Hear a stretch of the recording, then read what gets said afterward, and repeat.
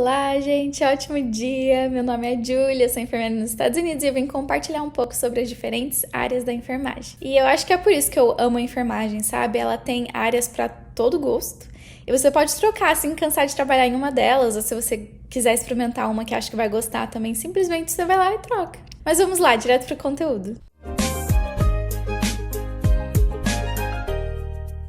Eu tô com um roteirinho aqui, tá? Só pra não esquecer nada pra vocês.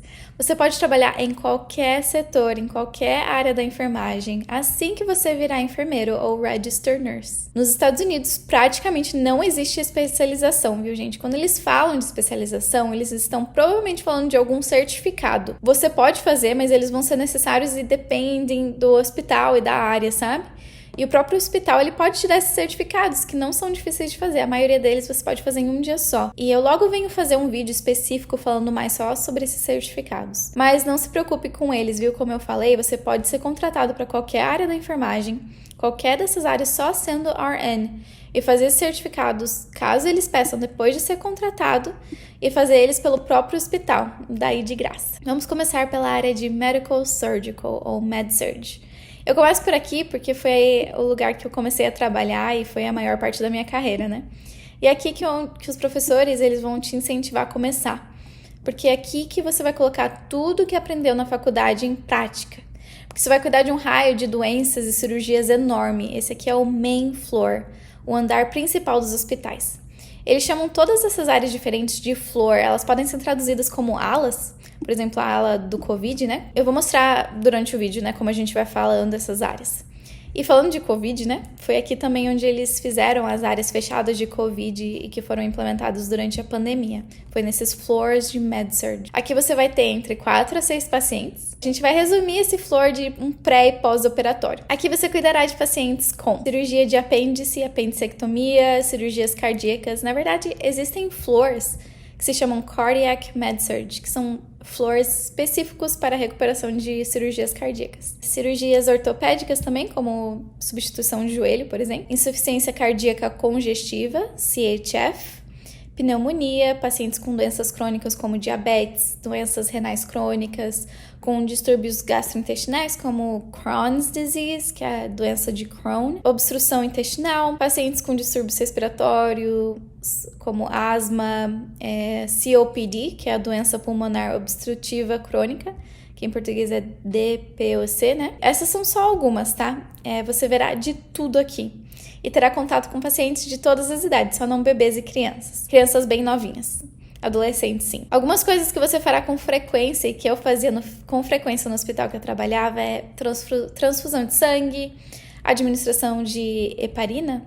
Gente, eu não trabalhei no Brasil como enfermeira, né? Na verdade, eu fiz a faculdade nos Estados Unidos, né? Então, eu não sei falar bastante coisa em português. Então, a gente vai falando em português e inglês aqui. Administração de heparin, que é parental, infusão venosa, né? Coleta de todos os tipos de exames, como exames de sangue. E a administração de insulina, bastante também, entre outros. Próximo é a UTI, ou ICU, Intensive Care Unit. Ele tossindo aqui.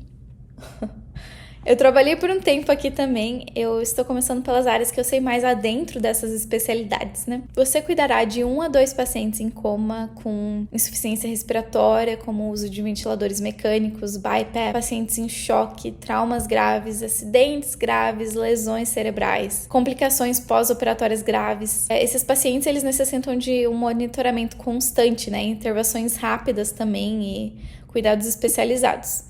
Aqui terá muita administração de medicamentos fortes, monitoração avançada, gestão de dispositivos médicos complexos, entre outros. Eu comecei em Med-Surg, mas como eu sou uma pessoa que gosta muito de aprender, eu quis começar a aprofundar minhas skills como enfermeira. E eu pedi para ser treinada também em ICU. Eu passei 1 mês shadowing, é assim que eles chamam quando você está seguindo uma enfermeira para aprender. Eu pude começar a trabalhar nessas 2 áreas depois disso. Next é a Pediatrics, pediatria ou PEDS. Você terá entre 2 a 4 pacientes, vai depender de muitos critérios do próprio hospital. Vai desde infecções respiratórias, com pacientes em coma, distúrbios gastrointestinais, com alimentação enteral, transtornos neurológicos, traumas graves como acidentes de carro, queimaduras. Existem áreas mais pesadas e mais leves dentro da pediatria, vai depender do hospital e do floor da área. OB, Obstetrics ou obstetrícia. Eu trabalhei algumas vezes aqui porque eu achei que eu ia gostar muito e na verdade eu gosto. Mas eu não vou mentir que eu senti um pouco de preconceito por não ter filhos. Mas também não vou mentir, né, que eu acho que pessoas que têm filhos, elas talvez sejam mesmo melhores enfermeiras nessa área por saber o que é na pele, né? Mas ok, continuando, essa vai ser uma dica que ninguém sabe. Nos Estados Unidos existem, na verdade, 2 áreas para se trabalhar dentro da obstetrícia. Às vezes, em hospitais pequenos, elas são áreas juntas, mas, por exemplo, o meu hospital, ele era muito pequenininho e mesmo assim elas eram áreas separadas.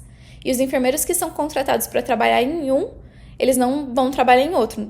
Raramente, eles trabalham ou em um ou em outro. A primeira área é L&D, que é o Labor and Delivery. É aqui onde o parto ativo acontece. Você normalmente só terá um paciente, em raros casos 2, porque ela é realmente uma área bem instável e sem controle, que é a hora do parto, né? Você faz tudo até ter certeza que o bebê tá praticamente ali saindo, e só então você vai chamar o doutor para a hora do parto acontecer. Isso é parto normal. Eu já vi casos em que a enfermeira fez tudo, gente, porque o doutor demorou para chegar.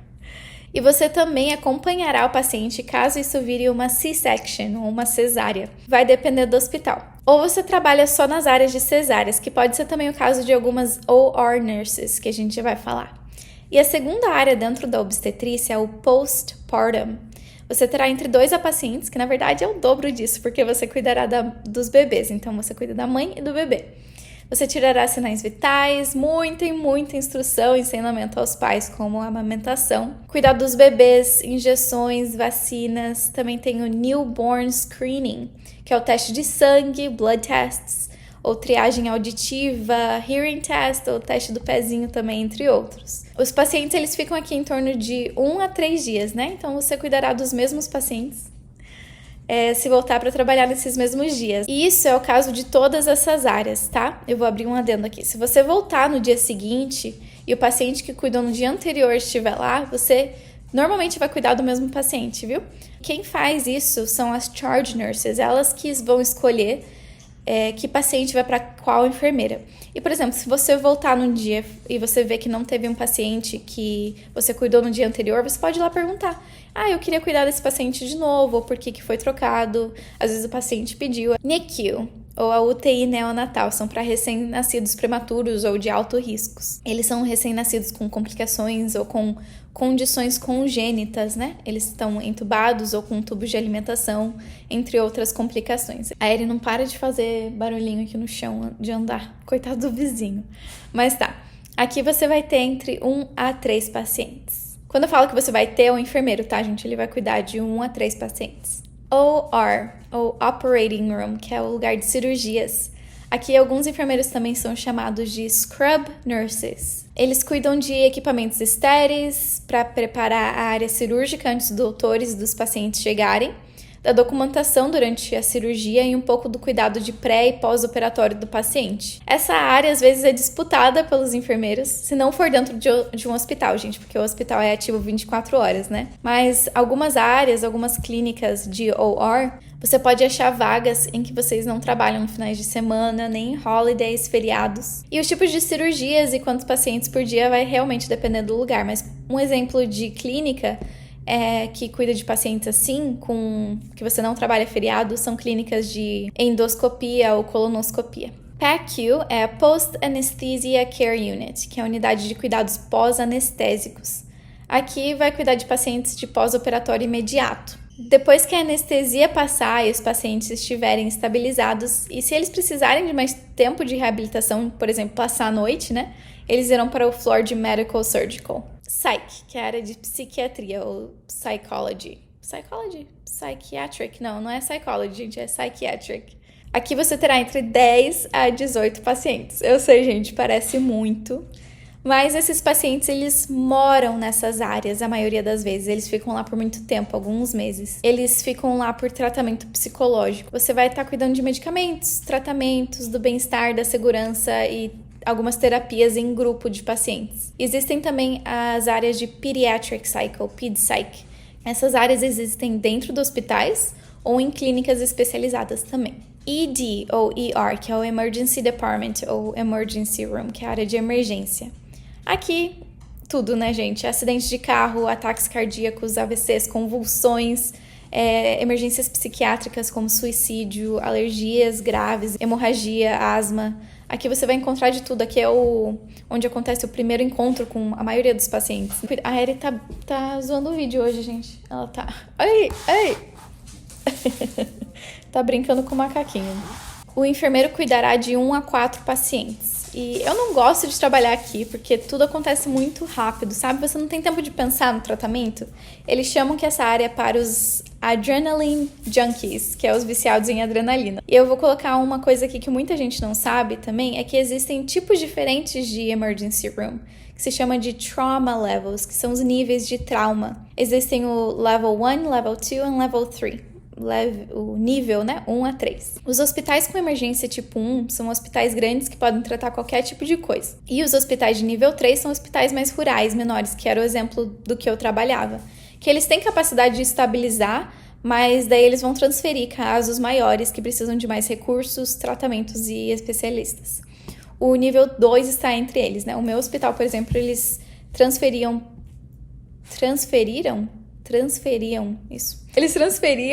os pacientes ou de helicóptero ou de ambulância. Só que o hospital mais próximo de Trauma 1 era mais ou menos 1 hora de lá. Então, normalmente era realmente de helicóptero que os pacientes iam. Oncologia, ou oncology, é a área de tratamento de câncer, tumores. Ela inclui a prevenção, a triagem, o diagnóstico, o estadiamento, que é o staging, tratamento, acompanhamento, cuidado paliativo, entre outros. Em áreas onde a administração de quimioterapia você vai cuidar de 3 a 5 pacientes. Essa área poderá ser encontrada em clínicas ou hospitais. Dialysis ou diálise. Aqui são cuidados diretos ou contínuos aos pacientes em tratamento hemodialítico, né? Seja no pré, no durante ou pós-diálise. São cuidados como preparação, punção de fístula ou fístula, o manejo de catéter, monitoramento, programação da máquina, montagem do circuito, administração de medicamentos, atenção física e emocional. Aqui os enfermeiros cuidam entre 1 a 4 pacientes. Hospice, ou cuidado paliativo, também pode ser chamado de palliative care.